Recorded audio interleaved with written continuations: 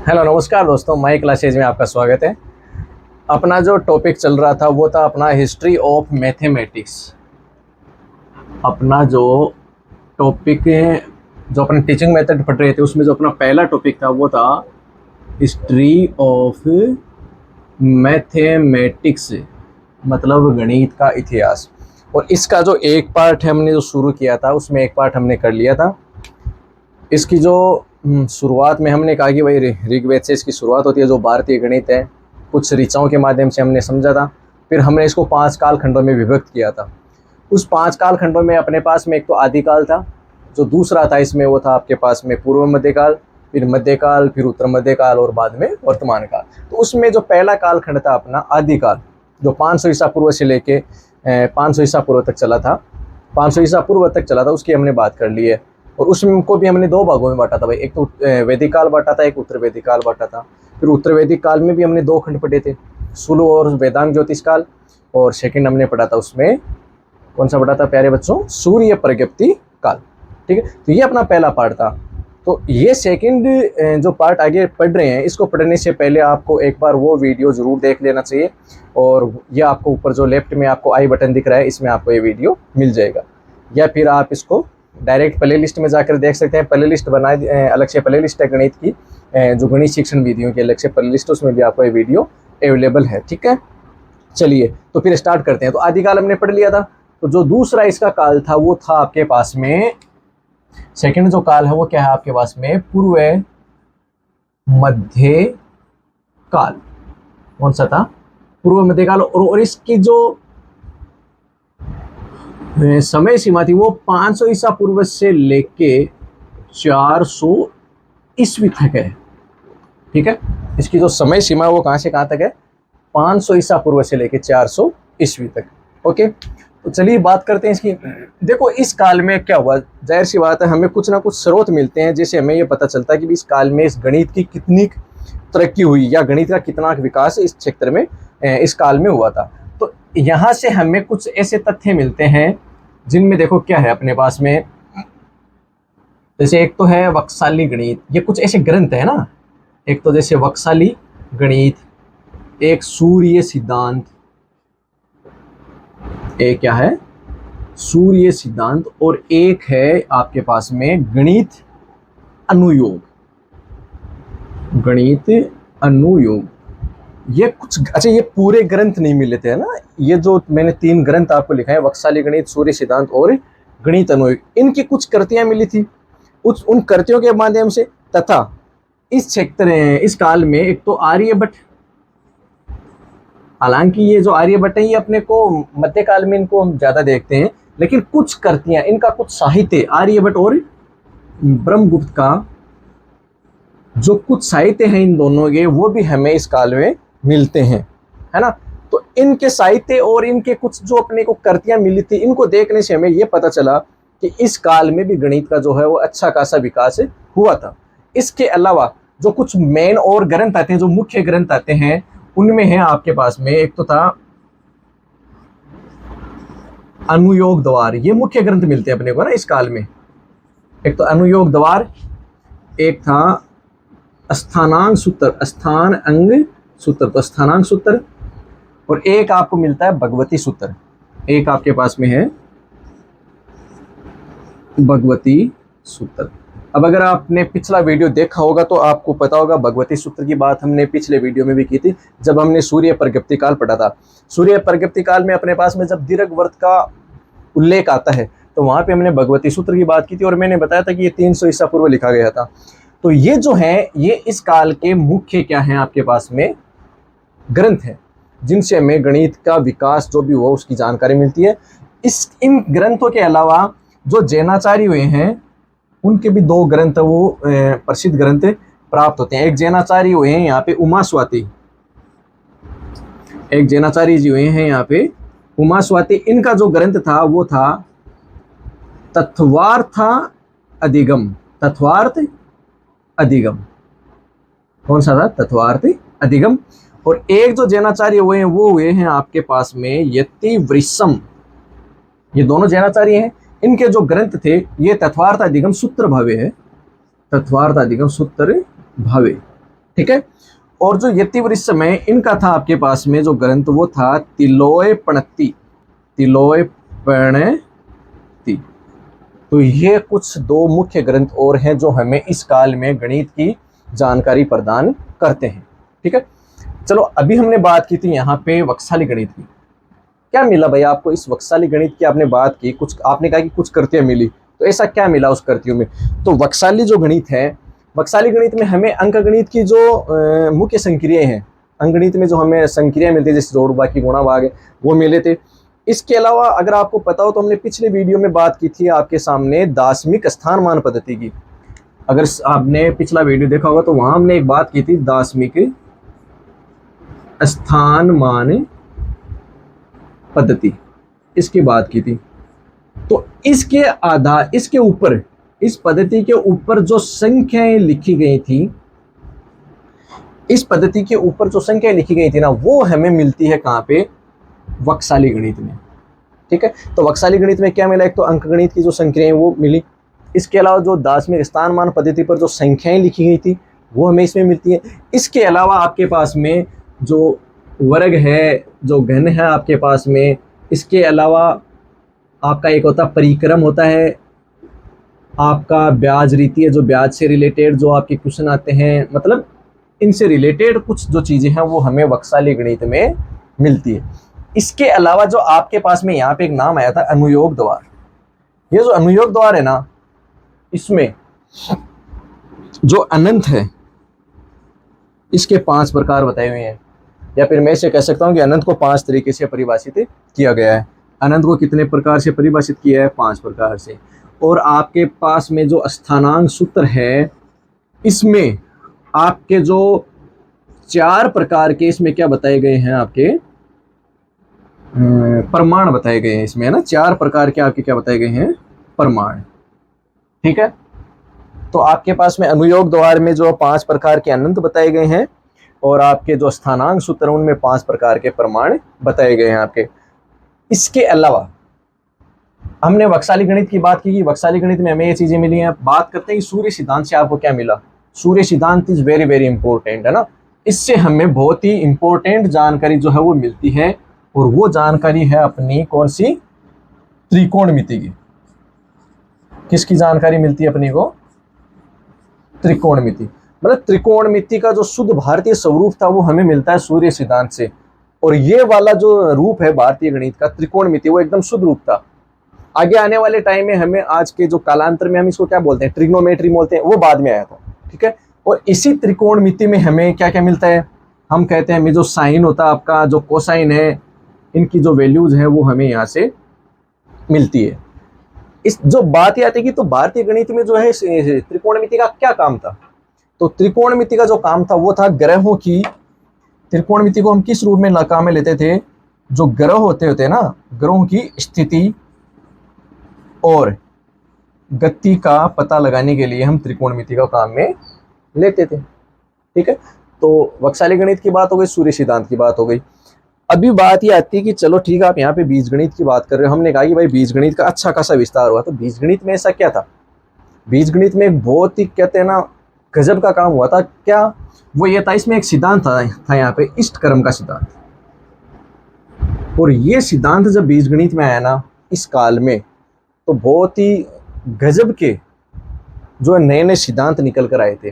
और ये सिद्धांत आज के टाइम में हम इस सिद्धांत को इंग्लिश में क्या कहते हैं? रेगुला फाल्सी सिद्धांत बोलते हैं इसको, रेगुला फाल्सी मेथड, या मेथड ऑफ फाल्स पोजीशन भी इसको बोलते हैं। इसका एक नाम और क्या होता है आपके पास में? Method of false position. अब ये है क्या? थोड़ा सा मैं इसके बारे में आपको बता देता हूँ कि एक्चुअली में ये आपने कहा भाई क्रम सिद्धांत है, लेकिन ये है क्या? थोड़ा सा इसके बारे में मैं बता देता हूँ। जैसे नाम में आ रहा है फाल्सी, है ना, तो कहने का मतलब था इसमें कि आपके पास में कोई एक ऐसा अकल्पित मान होगा जिसकी कल्पना हमें करनी है। तो फॉर एग्जाम्पल मैं एग्जाम्पल से समझा देता हूँ आपको। जैसे मैंने एक एग्जाम्पल लिया, x+x/4 = 15। मतलब इष्टक्रम सिद्धांत में क्या होता है? एक समीकरण होती है आपके पास में, और उस समीकरण में जो चर होता है, जो वेरिएबल होता है, उसकी घात कितनी होती है? 1 होती है। और इसको अपने को सोल्व करना कैसे है? अनुमान लगा के, है ना। तो होना क्या है, जैसे फॉर एग्जांपल मैंने x की वैल्यू रखी 4, x की जगह मैंने कितना रखा 4, तो रख के देखो यहाँ पे 4 रखा 4, और ये बट्टा में जो 4 है वो लिख दिया, तो ये तो 4 हो गया, 4 में 4 का भाग दिया, कितना आंसर आ गया आपके पास। मैंने क्या कहा कि ये जो है ट्राई एंड एरर का मेथड काम में लेता है कि आप ट्राई करते रहो, गलत आ रहा है ठीक है फिर ट्राई करो, मतलब आपको गेस करना है, कोई भी वैल्यू आप अनुमान लगा रहे हो वो आपको रखना है और उसके आधार पे आपको चेक करना है। इस मेथड को जो है ना, इसमें देखो एक नाम और ये भी दिया गया था, गैस एंड चेक। इसके अलावा इसको ट्राई एंड एरर मेथड भी नाम दिया गया था। अब बात ये आती है कि आपने x की वैल्यू रखी 4, आंसर कितना आया 5, लेकिन आपके आंसर आने कितने चाहिए थे 15 आना चाहिए था। तो आप यहाँ से देख रहे हो कि 5 आंसर आए लेकिन आना चाहिए था 15, इसका मतलब 3 गुना आंसर चाहिए आपको। भाई अगर आप 5 को गुणा 3 करते हो तो कितना आ जाता है 15, मतलब आंसर कितना चाहिए आपको 3 गुना चाहिए। तो आपने क्या अनुमान लगाया कि जो वैल्यू मैंने रखी है मैं उसका ही 3 गुना कर देता हूँ। आपने वैल्यू रखी थी 4, आपने इसी का कर दिया 3 गुना, कितना हो गया 12। तो चलिए 12 रख के देखते हैं क्या इसे होता है क्या। तो आपने x की जगह रखा 12, फिर यहाँ भी 12 और ये बटा में 4, तो ये तो हो गया 12, 12 में आपने 4 का भाग दिया, कितना आ गया 3, और 12 और 3 कितना हो गया 15। तो आपने क्या किया, आता है नहीं है तो वो बाद की बात है, लेकिन हमने क्या किया पहले अनुमान लगाया, अनुमान के आधार पर मैंने वैल्यू रखी और उस वैल्यू से मुझे क्या मिल गया, वो आंसर एग्जैक्ट मिल गया। तो ऐसे हम वैल्यू रखते जाते हैं उस वेरिएबल की जगह, और उससे जो हमें वैल्यू मिलती जाती है, या मिलती है या नहीं मिलती वो चेक करते जाते हैं, ठीक है। तो ये वाला जो मेथड था ये था आपका रेगुलर फाल्सी मेथड, और इसको हम क्या कहते हैं, मेथड ऑफ फाल्सी पोजीशन। ये बीजगणित में बहुत ही इफेक्टिव था उस टाइम पे, और बहुत ही कहते हैं ना क्रांतिकारी जो है परिवर्तन आए थे इस सिद्धांत के बाद में। ओके, इसके बाद में इसी में हमने अभी बात की कि बीजगणित की बात कर रहे हैं यहाँ पे ना। देखो अगर आपने जो पीछे वाले वीडियो में मैंने एक बात बताई थी आपको कि जो अंकगणित था, अंकगणित भारत में जन्म हुआ, ठीक है। भारत से जो अंकगणित है वो कहाँ पहुंचा, अरब देशों में पहुंचा, और अरब देश से कहाँ पहुंचा, पश्चिमी देशों में। तो हमने कहा था कि अरब देश में जो 1 से लेकर 9 तक अंक हैं उसको हम कहते हैं हिंदसा, ठीक है। और वहां से कहाँ पहुंचा वो, पश्चिमी देशों में। तो पश्चिमी देशों में पहुंचने के जो वहां पे जो पहुंचा तो वहां उसको क्या नाम दिया गया, हिंदू अरेबिक न्यूमरल्स, ये हमने लास्ट वीडियो में बात की थी। उसी प्रकार से जो आपकी बीजगणित है, जो बीजगणित है ये भी अरब देश में पहुंची, कहां से, भारत से। जो बीजगणित है ये भी भारत से कहां पहुंची, अरब देश में पहुंची।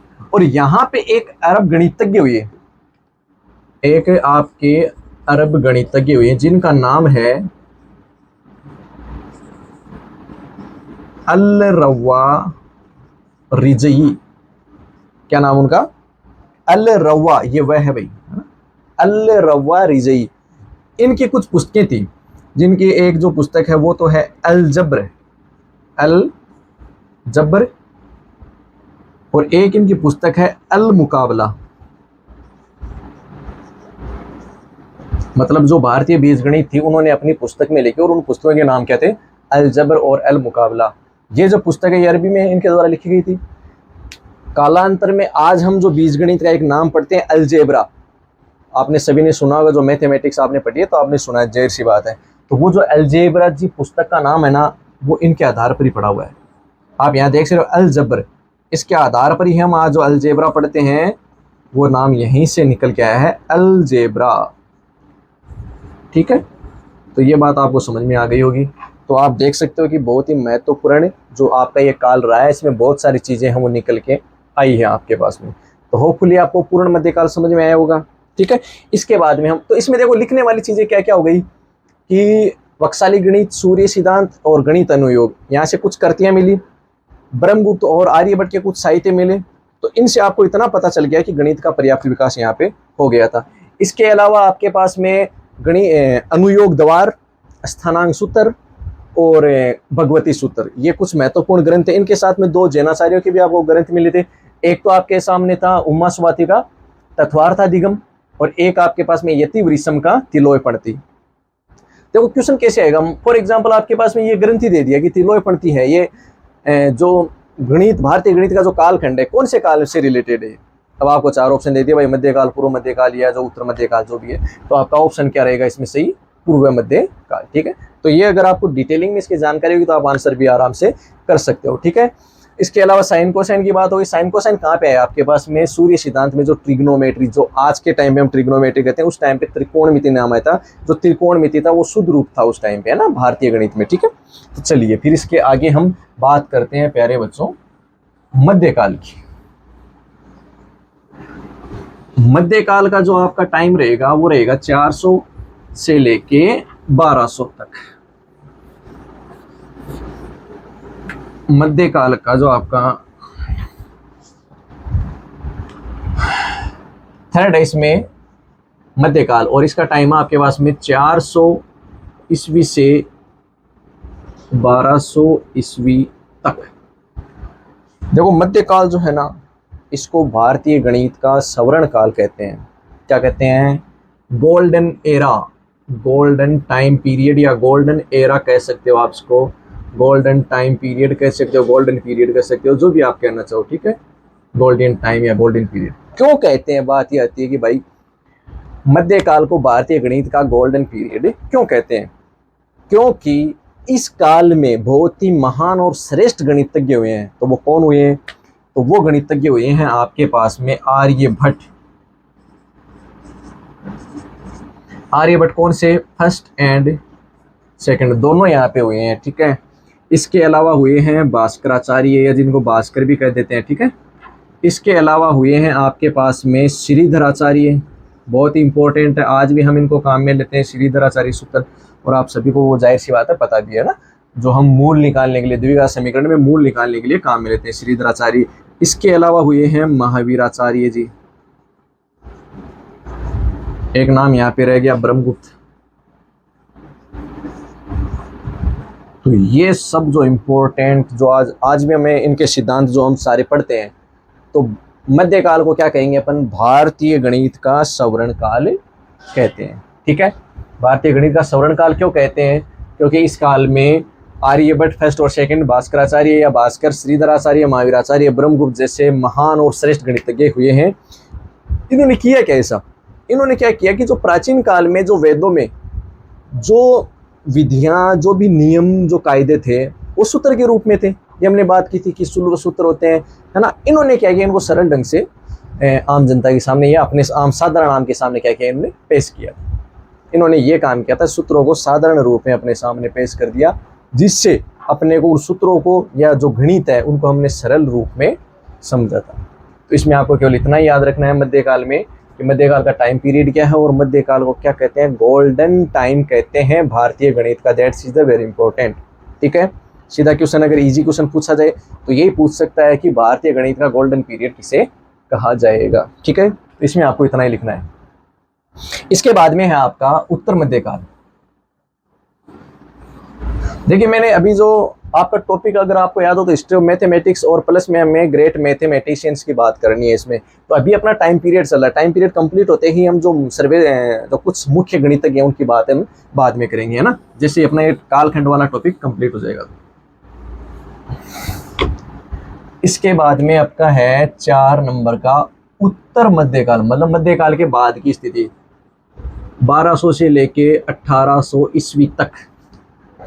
ठीक है, देखो जो भास्कराचार्य जी हुए थे, भास्कराचार्य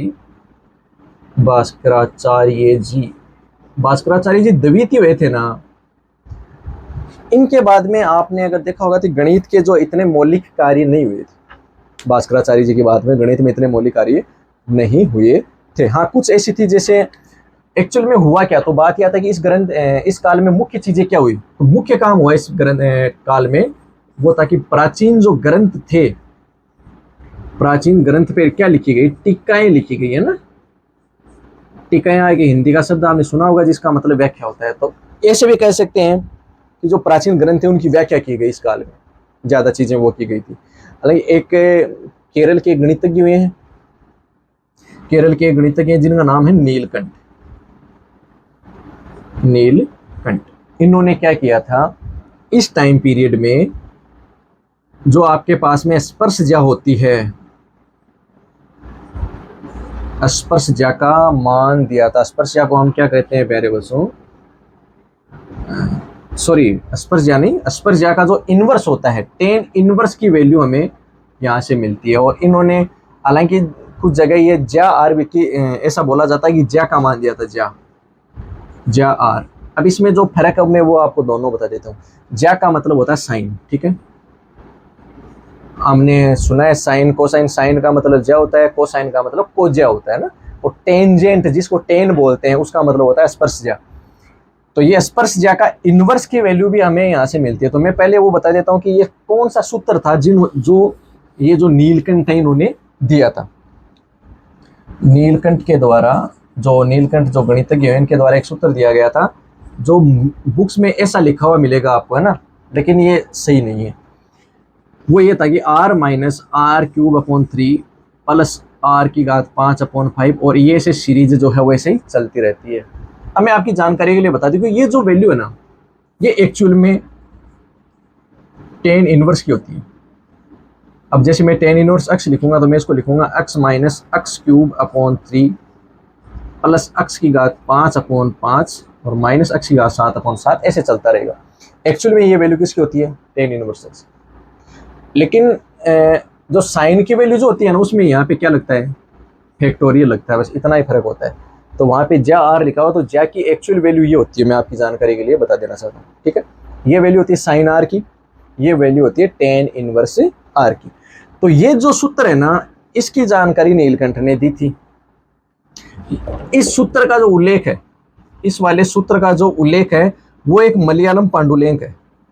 एक मलयालम भाषा में लिखा हुआ पांडुलेख है आपके पास में,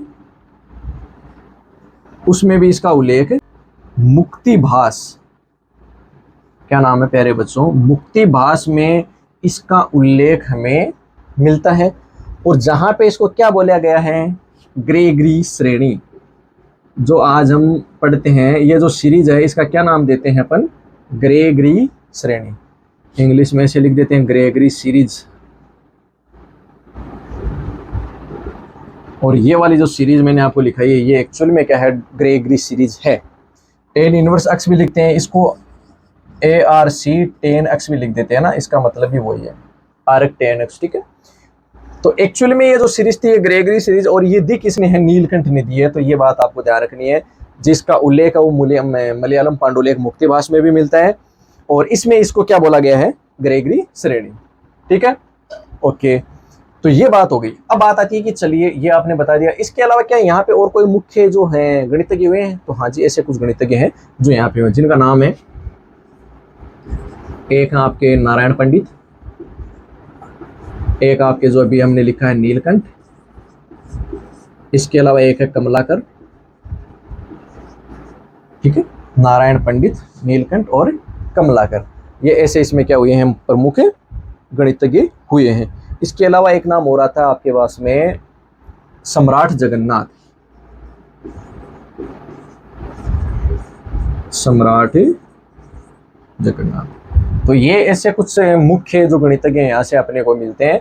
नारायण पंडित हैं, नीलकंठ हैं, कमलाकर हैं और सम्राट जगन्नाथ हैं। तो आप यहाँ से एक तो ये चीज़ ध्यान में रखना ना, कि यहाँ से आप नीलकंठ की एक ज्या, बुक्स में ज्या नाम लिखा हुआ मिलता है इसका, कि ये जो है इस सूत्र का प्रतिपादन किया था, जिसका उल्लेख हमें मलयालम पांडुलेख में भी मिलता है, मुक्तिभास जिसका नाम है। और यहाँ पे इसको ग्रेगरी श्रेणी बोला गया है। तो जैसे ग्रेगरी श्रेणी बोला ना, तो इससे आपको पता चलना चाहिए कि फिर ये जो इक्वेशन है यहाँ पे मतलब फैक्टोरियल लगा के नहीं दिया तो वो ग्रेगरी है, इसका मतलब वो ज्या का मान नहीं है, वो एक्चुअल में किसका? टेन इनवर्स का है, ठीक है, ओके। इसके बाद में हम बात करते हैं आगे वाला आपका, और जो सबसे लास्ट है वो है आपका वर्तमान काल से। जो सबसे लास्ट है काल खंडों में वर्तमान काल। और वर्तमान काल कब से माना जाता है? 1800 ईस्वी के पश्चात, ठीक है। देखो इस काल में जो है ना, एक्चुअल में कोई प्रसिद्ध इतने गणितज्ञ नहीं है। इनमें जो सबसे पहले गणितज्ञ का जो नाम आता है वो आता है आपके पास में श्री रामानुजम, जो बहुत ही इम्पोर्टेंट है और आपने सभी ने सुना है। श्री रामानुजम जी का यहाँ पे नाम आता है सबसे मुख्य गणितज्ञ। इनके अलावा भी वो गणितज्ञ आते हैं, वो देखो वो आते हैं, एक तो स्वामी भारती कृष्ण तीर्थ जी महाराज, कृष्ण तीर्थ जी महाराज, इसके अलावा एक नाम हमें मिलता है यहाँ पे कृष्ण सॉरी नरसिंह नरसिंह बापू देव शास्त्री। और एक नाम जो हमें मिलता है यहाँ पे वो है सुधाकर द्विवेदी, सुधाकर द्विवेदी। लेकिन जो मुख्य नाम है वो आपके पास में क्या रहेगा, श्री रामानुजन जी, और जिनके बारे में आप सभी ने सुना भी है, जाहिर सी बात। तो इसी के साथ में आपका जो कालखंड था, मतलब हमने कहा कि भारतीय गणित का कालखंड जो 5 भागों में विभक्त था वो कंप्लीट हो जाता है यहाँ पे। ठीक है, तो आपको अगर ये समझ में आया हो तो आप इसको लाइक करें, अपने दोस्तों के साथ में शेयर करें इसको, और चैनल को अगर अभी तक सब्सक्राइब नहीं किया तो सब्सक्राइब जरूर कर लें आप चैनल को। ठीक है, धन्यवाद।